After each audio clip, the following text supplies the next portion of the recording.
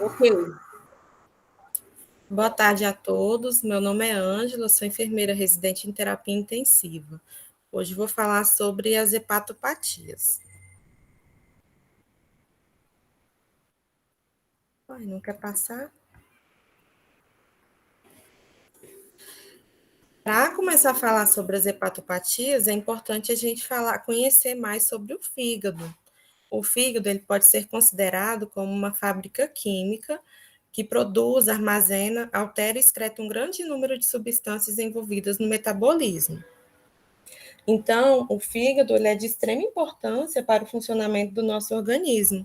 Ele possui uma capacidade única de regeneração, seja na questão de transplante de intervivos, ou seja, quando há um transplante de uma pessoa viva para outra, ele tem a capacidade de se regenerar, se for um fígado saudável.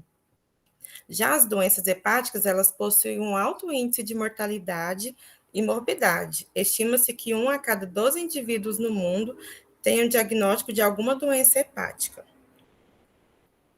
Com relação à anatomia do fígado, ele é o maior órgão sólido no corpo humano, podendo pesar até 1,5 kg. Está localizado no quadrante superior direito, logo abaixo da caixa torácica e diafragma. Sua superfície externa está revestida pelo peritônio. Com relação à perfusão hepática, 80% vem da veia porta, que é rica em nutrientes e pobre em oxigênio. 20% vem da artéria hepática, que é rica em oxigênio. As células hepáticas, que são os hepatócitos, são banhadas por uma mistura de sangue venoso e arterial. Temos a vista anterior do fígado e a vista posterior. E com relação às funções, o fígado ele exerce aproximadamente 25% do débito cardíaco total, o que lhe permite realizar numerosas funções vitais que são essenciais à manutenção da homeostasia corporal. Uma das funções que ele tem é o metabolismo de glicose, ou seja, o fígado ele vai armazenar a glicose, no qual estará à disposição, caso seja necessário, como se fosse um sistema de estocagem de energia. Conversão da amônia, que a amônia, não sei se todos sabem, ela é uma substância extremamente tóxica para o nosso organismo. Então, o fígado vai converter a amônia em ureia para que não cause alguma consequências mais para frente. Metabolismo de proteínas, metabolismo dos lipídios, armazenamento de vitaminas e ferro, na formação da bile, na excreção de bilirrubina e no metabolismo de medicamentos, dentre outras funções que são essenciais para o funcionamento do fígado para o nosso organismo. Falando das doenças hepáticas, apesar de existirem muitas causas para as doenças do fígado, em geral elas se manifestam clinicamente em conformidade com poucos padrões distintos. Então, elas podem ser classificadas como hepatocelulares, que temos a hepatite viral, a hepatopatia alcoólica, as colestáticas, que são obstrutivas, como a obstrução biliar ou maligna, cirrose biliar primária e algumas doenças do fígado que são induzidas por medicamentos, e as mistas, que estão presentes as características das lesões, tanto hepatocelular quanto colestáticas. E existem sintomas típicos da doença hepática, ou seja, que independente da doença, seja uma hepatite, um carcinoma hepatocelular, esses sintomas podem estar presentes, como icterícia, fadiga, prurido, dor no quadrante superior direito, náuseas, falta de apetite, distensão abdominal, como também sangramento intestinal. E inúmeros fatores podem contribuir para que haja o aparecimento de determinada hepatopatia no paciente, como o uso excessivo de álcool, uso de medicações como paracetamol, como todos sabem, é uma medicação extremamente hepatotóxica, o cetoconazol, ácido valproico, atividade sexual de risco, viagens, drogas ilícitas, transfusão sanguínea, exposição acidental ao sangue ou picada de agulha, como também histórico familiar de doença hepática. Com relação à avaliação diagnóstica, é muito importante o profissional fazer uma avaliação bem completa desse paciente, como fazer o exame físico, coletar a história clínica do paciente, coletar as provas de função hepática, que são os exames laboratoriais, como a bilirrubina, avaliar a aminotransferases, fosfatase alcalina, albumina, tempo de protrombina, como também biópsia hepática, ultrassonografia, tomografia e ressonância. Além uma das doenças do fígado, das hepatopatias, temos as hepatites. As hepatites, de uma forma geral, elas são qualquer processo inflamatório, agudo ou crônico, que resulte em destruição dos hepatócitos. Aí, dentro dessas hepatites, tem hepatite aguda e hepatite crônica. A hepatite aguda, ela é considerada ou infecciosa ou não infecciosa, causada por vírus, bactérias, fungos, medicamentos, álcool e etc. Com uma duração inferior a 6 meses e caracterizam-se por apresentar agressão hepática predominantemente muscular. O quadro clínico que o paciente pode apresentar varia desde quadros assintomáticos até formas mais graves e fatais, como náuseas e vômitos, fadiga e mal-estar, mialgia, hiporexia, que é falta de apetite, desconforto em quadrante superior direito, cefaleia, diarreia, icterícia, acolúria, que é uma urina mais escurecida, hipo ou acolia fecal, que são evacuações de fezes mais esbranquiçadas, e prurido.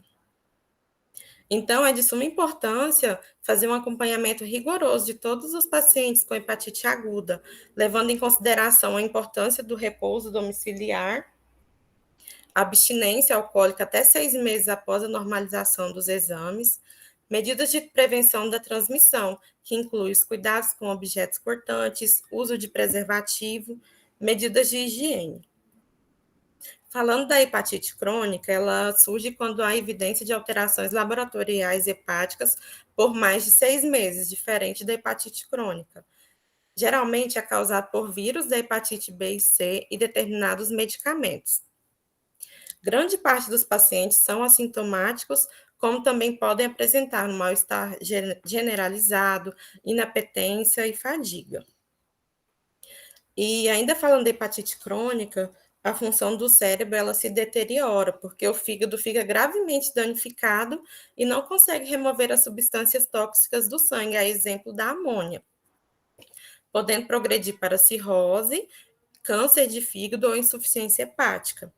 E o tratamento da hepatite crônica foca no manejo das causas e das complicações, como a ascite e encefalopatia hepática, que eu vou falar posteriormente.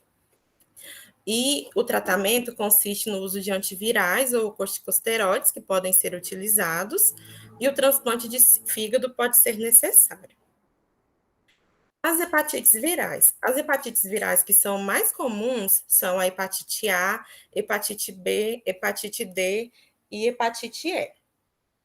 Normalmente, a hepatite A e a hepatite E assemelham-se quanto ao seu modo de transmissão, que é por via fecal-oral, enquanto as hepatites B, C e D compartilham muitas outras características.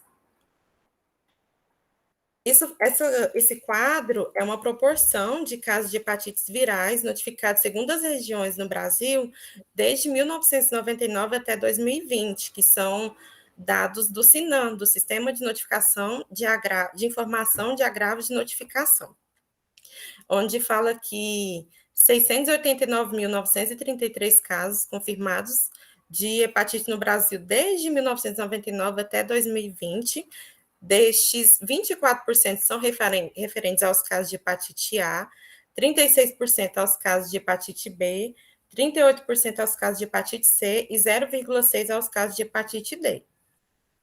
Com relação às regiões brasileiras, a região Nordeste ela concentra a maior proporção de infecções pelo vírus A. Já na região Sudeste, maiores proporções são do vírus B e C, e na região Norte acumula a maior proporção dos casos de hepatite D. A hepatite A. A hepatite A ela é uma infecção causada pelo vírus da hepatite A, que sua transmissão se dá por via fecal-oral. Seu período de incubação vai de 14 a 45 dias. Ela pode ocorrer com ou sem sintomas, pode ocorrer também de ter uma fase pré-ictérica e ictérica ou não, em alguns casos pode não ocorrer. Na fase pré-ictérica, pode apresentar cefaleia, mal-estar, fadiga, anorexia, febre, e na fase ictérica, uma urina mais escura, icterícia da esclera e da pele, e é uma doença que não ocorre cronificação.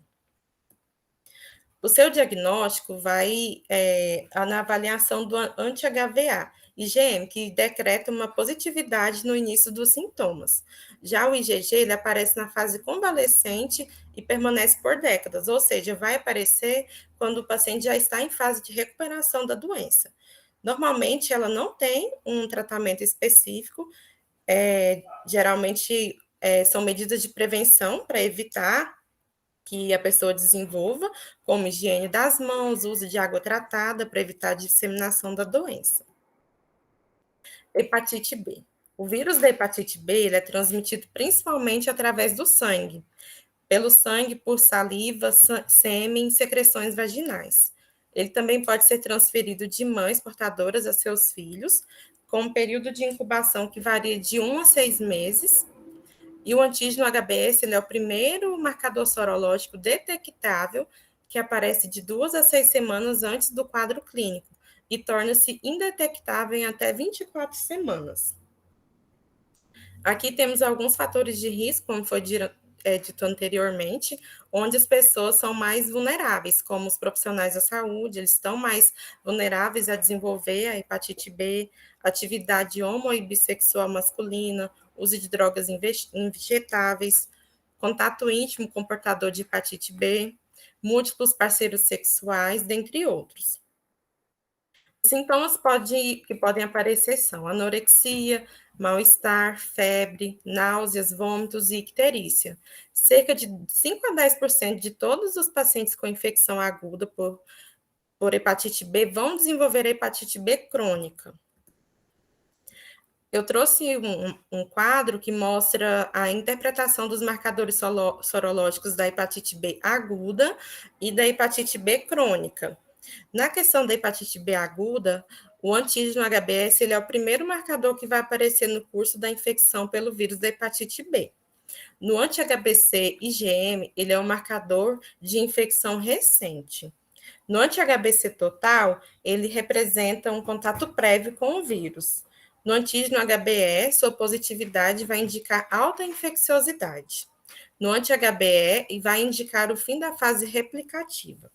E o anti-HBS, que eu acho que muitos profissionais já ouviram falar, ele é o único anticorpo que confere imunidade ao vírus da hepatite B. E ele está presente também isoladamente em pessoas que têm uma vacina da hepatite B.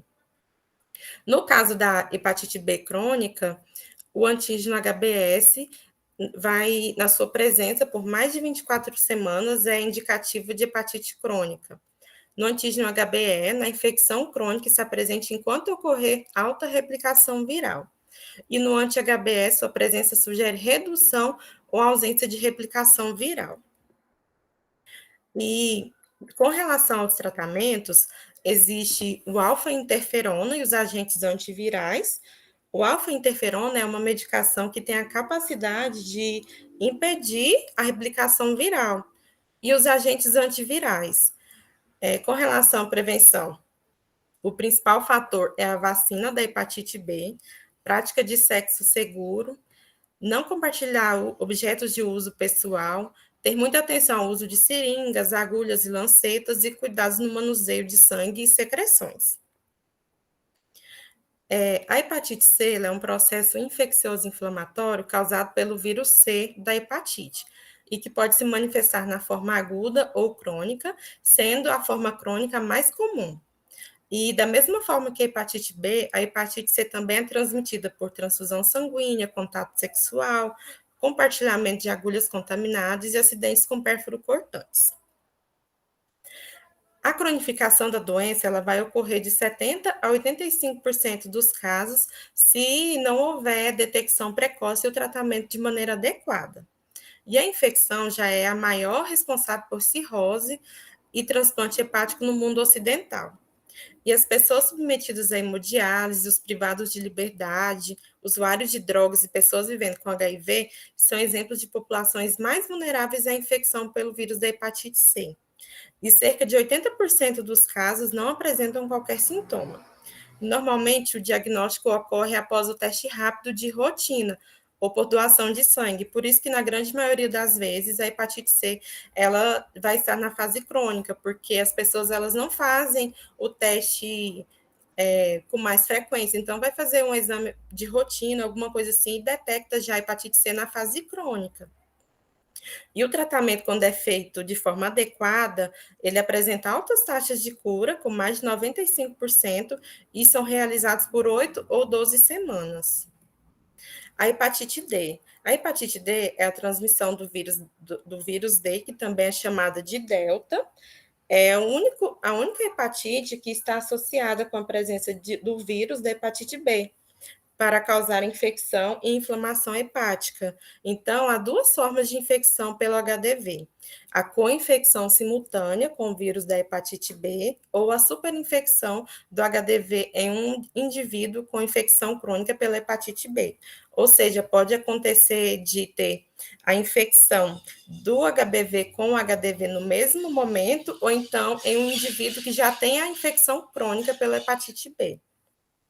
Ela é considerada a forma mais grave de hepatite viral crônica, com progressão mais rápida para cirrose e um risco aumentado para descompensação, carcinoma hepatocelular e óbito. As formas de transmissão são idênticas da hepatite B. O diagnóstico sorológico baseia-se na detecção de anticorpos anti-HDV e seu tratamento vai de acordo com o protocolo clínico e diretrizes terapêuticas para hepatite B e co-infecções. A imunização para hepatite B é a principal forma de prevenção da doença, além da adoção de medidas comportamentais, como já foi dito anteriormente. Por fim, a hepatite E, que ela é a infecção causada pelo vírus E. Da mesma forma que a hepatite A, ela é transmitida principalmente pela via fecal-oral e pelo consumo de água contaminada em locais com infraestrutura sanitária frágil, além da ingestão de carne mal cozida ou produtos derivados de animais, transfusão de produtos sanguíneos infectados e transmissão vertical. Ela causa hepatite aguda de curta duração e autolimitada, e também pode ser mais grave em gestantes e raramente causa uma infecção crônica em pacientes imunossuprimidos. E na questão do diagnóstico, é avaliada o anti-HVE-IgM. Também não existe um tratamento específico. O seu método de prevenção consiste em evitar o contato com o vírus através de uma boa higiene, incluindo a lavagem das mãos e melhora das condições de saneamento básico. Agora, falando sobre hepatite medicamentosa, a hepatite medicamentosa é a causa mais comum de insuficiência hepática aguda. Ela se manifesta após a administração do medicamento, em doses habituais, no período entre 1 e 90 dias após a administração. Então, muitos medicamentos, eles podem afetar o funcionamento do fígado ou causar lesões, que são chamados medicamentos hepatotóxicos.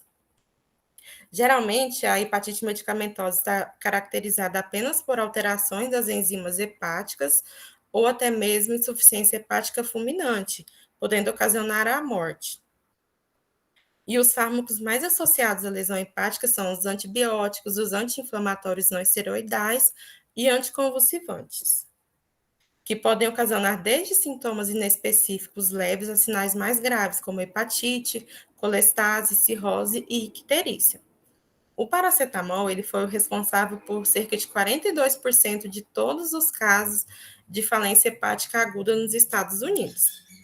Então, o paracetamol é uma medicação extremamente hepatotóxica. No caso de uma overdose relacionada ao paracetamol, pode resultar o acúmulo no acúmulo, né, do fígado de uma determinada substância que se une às células do fígado, causando sua danificação e podendo levar a lesões graves. E a automedicação de fitoterápicos também pela população que acredita que sejam inofensivos tem ocasionado lesões hepáticas graves. E, de forma geral, seu início é abrupto, ou seja, ocorre de forma repentina, com calafrios, febre, exantema, prurido, artralgia, anorexia e náuseas.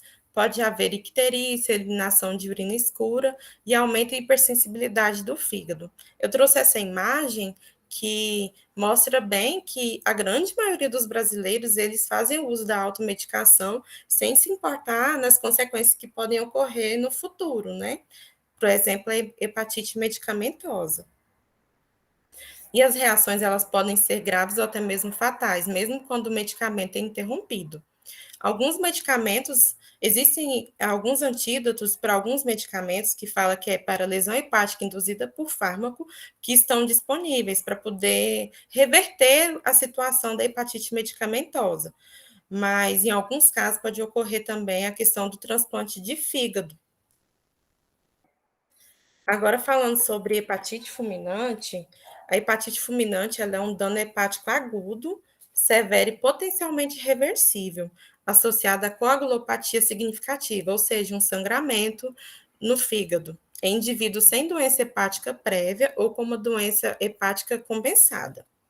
Então, a hepatite fulminante, ela é a condição de maior gravidade dentre as condições clínicas que acometem o fígado, podendo levar o paciente ao óbito.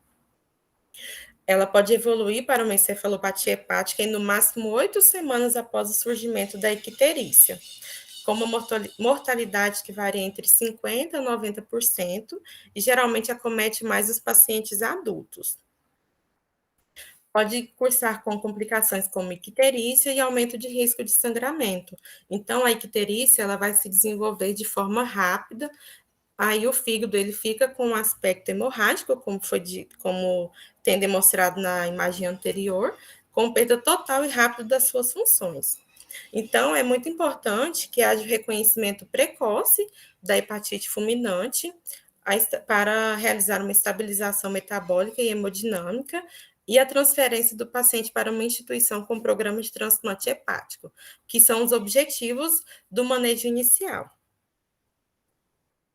Agora, falando sobre a cirrose hepática, a cirrose ela é uma doença crônica que é caracterizada pela substituição do tecido hepático normal por fibrose difusa, que rompe a estrutura e a função do fígado. Então, a cirrose hepática ela é o resultado de anos de agressão ao fígado, que pode decorrer de processos inflamatórios persistentes no órgão. E com o passar do tempo, as lesões que são causadas no fígado, elas vão impedir que ele se regenere. Como foi dito anteriormente, o fígado é um órgão que ele tem capacidade de se regenerar. Então, como ele perde essa capacidade, aí ela leva à substituição do tecido normal do fígado por nódulos e fibroses. Essas fibroses significam cicatrizes, forma inúmeras cicatrizes no fígado, que aí vai fazer com que ele perca totalmente as suas funções. Aí dentro da cirrose hepática temos a cirrose alcoólica, que é causada mais frequentemente por alcoolismo crônico, que é o tipo mais comum de cirrose. A cirrose pós-necrótica, que trata-se de um resultado tardio de um surto prévio de hepatite viral aguda. Cirrose biliar, que resulta habitualmente de obstrução biliar crônica e infecção e colangite. Aqui eu trouxe duas imagens que mostram como que é o fígado normal, o fígado saudável. Ele é um órgão que tem uma superfície lisa, brilhante, de consistência elástica e não endurecida. Na segunda imagem, temos um fígado já com cirrose, que ele fica irregular, endurecido e diminuído de tamanho. Como eu disse anteriormente, cheio de cicatrizes. E o paciente ele pode apresentar inúmeros sinais e sintomas, como a icterícia, o abdômen ascítico, aranhas vasculares, fraqueza, debilidade muscular, perda de peso, febre baixa, baqueteamento dos dedos, epistaxe, hipotensão e dentre de muitos outros.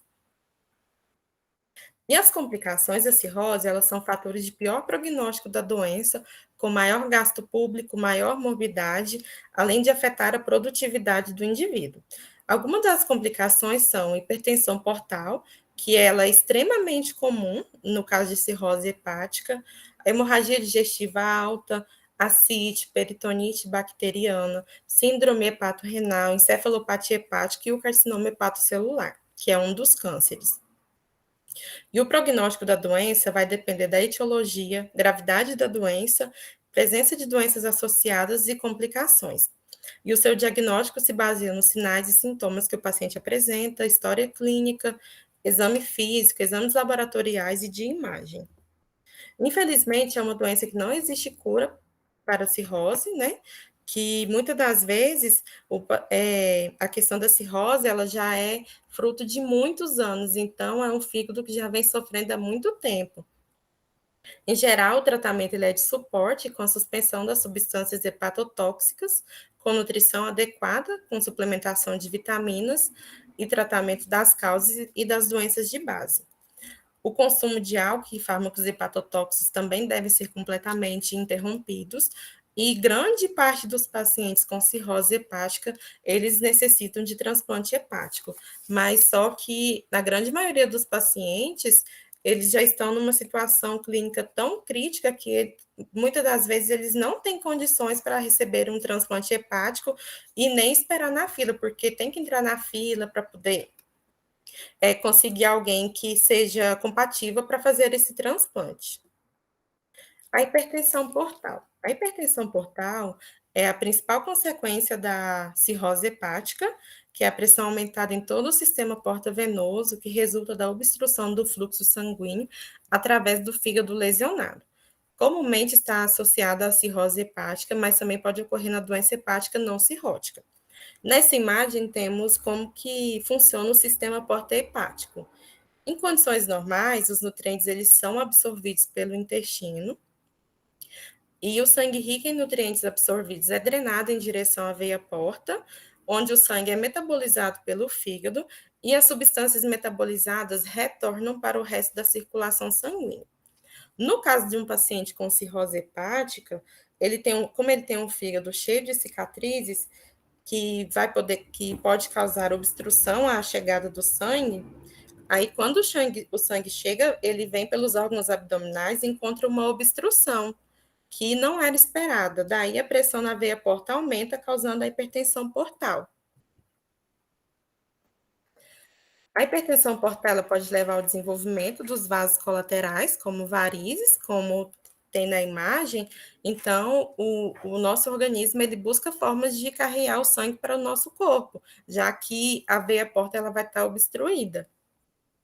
E basicamente ocorre a formação de novas veias que desviam do fígado. Com relação ao tratamento, é necessário utilizar medicamentos para desacelerar o sangramento, como também transfusões sanguíneas. Por vezes, uma cirurgia para redirecionar o fluxo sanguíneo também é necessária, e o transplante hepático. Com relação à ascite, a ascite ela é uma condição em que há líquido livre na cavidade peritoneal. O distúrbio mais comum causador da ascite é a hipertensão portal, geralmente devido à cirrose. A cirrose hepática é responsável por cerca de 85% dos casos de ascite. Então, a ascite ela é uma das complicações da cirrose hepática, onde há o aumento de volume abdominal, edema de membros inferiores, dispneia quando a ascite volumosa. Aqui, nos achados do exame físico, esse paciente com ascite, ele vai apresentar uma maciez móvel, um semicírculo de Skoda e piparote positivo. Ela pode ser quantificada de acordo com graus. No grau 1, a ascite leve, que é só identificada em ultrassonografia. Já a ascite de grau 2 é uma ascite moderada, que já é evidenciada pela distensão moderada e simétrica do abdômen. Na ascite grau 3, o paciente já apresenta uma ascite importante e tensa, com distensão acentuada e simétrica do abdômen. E muitas das vezes o paciente ele apresenta um quadro de dispneia. Aí tem esse quadro que fala sobre o manejo da ascite nos 3 graus. No grau 1, que é um grau menos complexo do que o grau 2 e grau 3, é importante realizar o acompanhamento, observação e adequação da ingestão de sódio. Na ascite grau 2, deve haver a adequação da ingestão de sódio, espironolactona, que é um diurético, e se não houver resposta, deve associar com o furosemida, que também é um diurético. E na ascite grau 3, deixa eu só tomar uma água.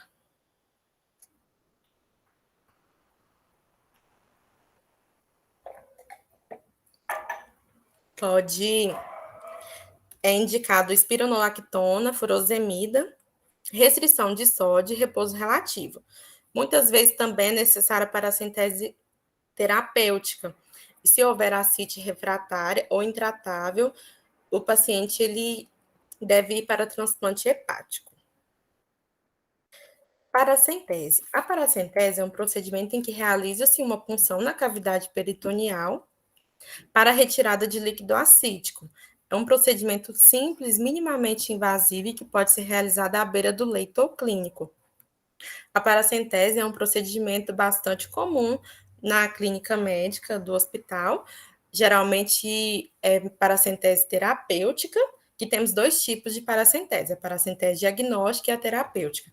A diagnóstica, ela é propriamente dita para fins diagnósticos, então vai remover uma pequena quantidade de líquido para fazer um exame diagnóstico.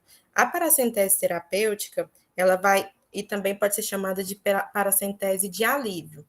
Retira-se a partir de 5 litros de líquido acítico, né? Para reduzir a pressão intraabdominal e aliviar a dispneia e a dor abdominal desse paciente. Quais são as indicações da paracentese? Uma nova ascite sem causa definida, suspeita de peritonite bacteriana, paciente com ascite de descompensação clínica, febre, dor abdominal, sepse ou choque, encefalopatia hepática, hemorragia digestiva, paciente com desconforto abdominal ou respiratório decorrente da ascite volumosa e tensa. E, normalmente, o procedimento ele é realizado com o paciente em decúbito dorsal. O local de escolha usualmente é o quadrante inferior esquerdo, que esse local ele foi escolhido porque a parede abdominal ela é mais fina nesse sítio, assim como a quantidade de líquido é maior e mais profunda. Encefalopatia hepática. A encefalopatia hepática ela pode surgir em pacientes que são portadores de hepatopatias crônicas, avançadas ou mesmo na insuficiência hepática. Então, a encefalopatia hepática ela vai surgir quando o fígado ele se torna incapaz de eliminar ou transformar os tóxicos pela destruição das suas células. Aí o sangue que vem do intestino ele vai direto para a circulação sem antes passar pelo fígado. Então, em condições normais, o fígado ele é responsável por depurar as toxinas provenientes da absorção intestinal. As neurotoxinas que não são removidas pelo fígado em virtude da disfunção hepática, elas chegam ao cérebro e produzem os sintomas da encefalopatia. A amônia ela é considerada o principal fator etiológico no desenvolvimento da doença. E como eu disse anteriormente, o fígado ele tem a função de transformar a amônia em ureia, que ela é inofensiva, a ureia é inofensiva, mas como o fígado ele já está prejudicado, esses tóxicos vão se acumular na corrente sanguínea, causando danos ao cérebro. Essa imagem retrata bem como funciona a questão da encefalopatia hepática. E também existem outros fatores não relacionados com os níveis séricos aumentados de amônia, que também podem provocar encefalopatia hepática nesses pacientes, tais como aumento da carga de nitrogênio, alterações hidroeletrolíticas, alguns medicamentos, causas variadas, como peritonite bacteriana, lesão hepática adicional, cirurgias, evoluções da doença, hepatocarcinoma. E nesse quadro, eu peguei esse quadro do Brunner, que fala dos estágios da encefalopatia hepática, quais são os sinais e sintomas que esse paciente apresenta e quais são as alterações que o eletroencefalograma pode apresentar. No estágio 1, ele ainda é um paciente com nível normal de consciência, com períodos de letargia e euforia, com reversão dos padrões de sono diurno e noturno. O sinal que ele mais apresenta é a serite, ou seja, que é o tremor das mãos de forma espontânea, sem ele conseguir controlar. Há um comprometimento da escrita e da capacidade de desenhar figuras, e nesse início, o eletroencefalograma ele ainda está normal, permanece normal. Já no estágio 2, o paciente ele já apresenta um aumento da sua sonolência, um comprometimento inapropriado, oscilações do humor e agitação. E o sinal clínico que ele pode apresentar a asterite também, hálito hepático, e o eletroencefalograma já vai estar anormal com aletencimento generalizado. Essa semana eu presenciei um paciente com encefalopatia hepática que ele estava bastante confuso e a acompanhante me relatou que durante a noite ele tinha episódios de agitação e tremores das mãos o tempo todo. Então, é bem característico. A encefalopatia hepática ela é bem característica e fácil de identificação. No estágio 3, o paciente ele já vai estar torporoso, com difícil despertar, dorme a maior parte do tempo e tem uma confusão pronunciada e fala incoerente. Também vai apresentar asterite, aumento dos reflexos tendinhos profundos e rigidez dos membros. E o eletroencefalograma acentuadamente anormal. No estágio 4, que é a fase mais crítica da encefalopatia, o paciente ele já vai estar comatoso, ele pode não responder aos estímulos dolorosos, a ausência de asterite, ausência dos reflexos tendinhos profundos, flacidez dos membros e o eletroencefalograma acentuadamente anormal. Então, pode ser observado nesse paciente presença de hálito hepático, um odor adocicado e ligeiramente fecal na respiração, que se acredita que seja de origem intestinal. O diagnóstico ele é eminentemente clínico e o tratamento clínico ele visa identificar e eliminar a causa precipitante e, quando possível, iniciar a terapia para reduzir os níveis de amônia. Normalmente, esses pacientes com encefalopatia hepática, eles fazem o uso da lactulose. Muitas pessoas questionam, mas por que a lactulose, que ela é um laxante? Então, a lactulose, ela vai agir como um laxante, né? Que vai acelerar a passagem dos alimentos. Assim, ela vai diminuir a quantidade de amônia absorvida pelo organismo. E na questão dos antibióticos, existem alguns antibióticos que ele permanecem por mais tempo no intestino da pessoa, fazendo assim que diminua o número de bactérias que formam toxinas durante a digestão.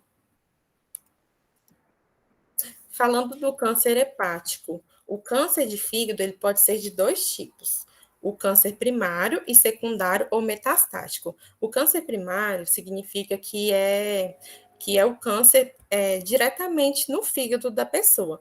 E secundário ou metastático é quando ele provém de algum câncer de outro órgão que já está em fase de metástase e que atingiu o fígado. Então, o câncer hepático ele é a consequência do aparecimento de células anormais que vão adquirir a capacidade de dividir e invadir outros tecidos. E o câncer primário, que é mais comum, é o carcinoma hepatocelular. O carcinoma hepatocelular ele é causado pela multiplicação excessiva das células hepáticas na tentativa de reparar lesões no órgão. É o câncer mais agressivo, que ocorre em mais de 80% dos casos, e é o quinto tumor maligno mais frequente e o segundo câncer que mais mata no mundo.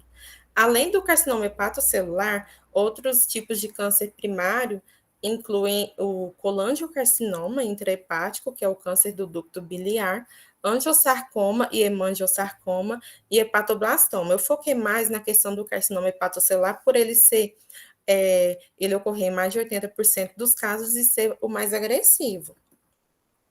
A cirrose, a hepatite B e C crônica e a exposição a determinadas toxinas químicas são fatores de risco para o carcinoma hepatocelular, além do tabagismo e o consumo de álcool.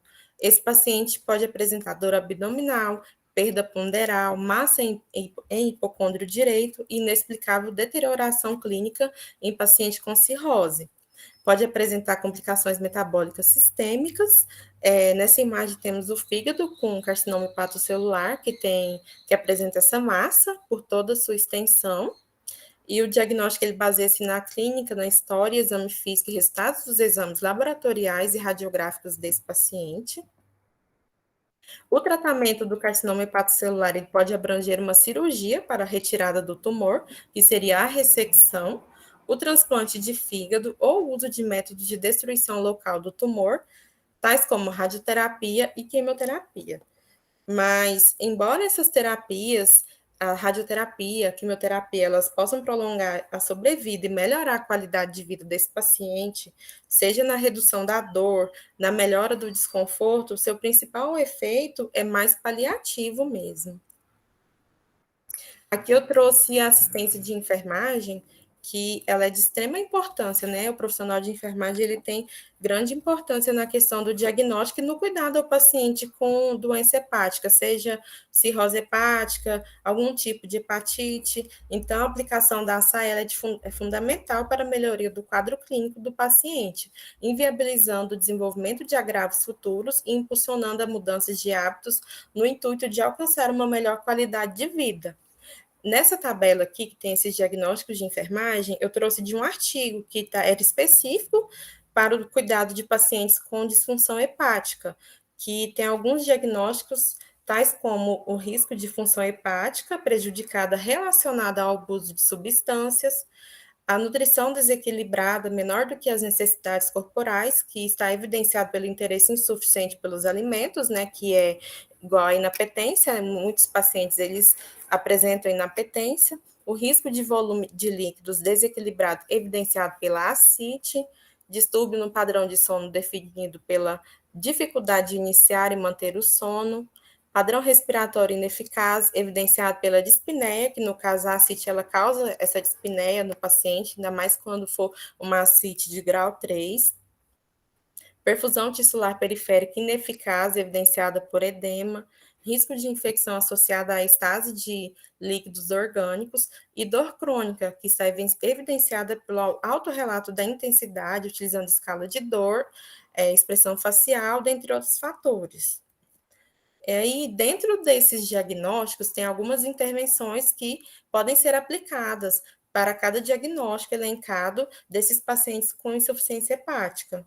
A exemplo da identificação de risco, o tratamento do uso de substâncias, a exemplo, a abstinência do álcool, controle da nutrição, que é de extrema importância, terapia nutricional, monitoração hídrica, que tem a questão de redução do volume hídrico desse paciente, o controle da dor, monitoração respiratória, que muitos pacientes eles apresentam um desconforto respiratório muito grande, a monitoração dos sinais vitais, promoção do exercício, controle hidroeletrolítico, controle de infecção, cuidados com lesões e controle da dor.